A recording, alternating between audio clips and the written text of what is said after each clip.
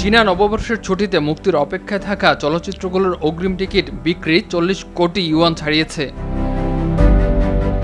নববর্ষের ছুটির সময়কেই মূলত চীনে চলচ্চিত্র প্রদর্শনীর লাভজনক মৌসুম হিসেবে ধরা হয়। চলতি বছর দেশটিতে নববর্ষের ছুটি চলবে 28 জানুয়ারি থেকে 4 ফেব্রুয়ারি পর্যন্ত। নববর্ষের প্রথম দিন 29 জানুয়ারি মুক্তি পেতে যাচ্ছে নতুন 6টি চলচ্চিত্র। এর মধ্যে রয়েছে মার্শাল আর্ট, পৌরাণিক কাহিনী, অ্যানিমেশন, সাসপেন্স এবং অ্যাকশন ঘরানার সিনেমা।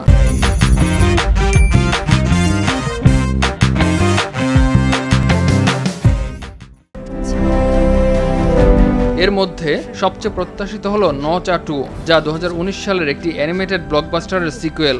চলচ্চিত্র ডেটা প্ল্যাটফর্ম বিকনের তথ্য অনুযায়ী চলচ্চিত্রটি অগ্রিম টিকিট বিক্রির তালিকায় শীর্ষে অবস্থান করছে। নববর্ষের ছুটিতে সিনেমা হলে দর্শক টানতে বিভিন্ন প্রতিষ্ঠান টিকিটে মূল্যছাড় ও ভর্তুকিও দিচ্ছে। ইমতিয়াজ আহমেদ, RTV।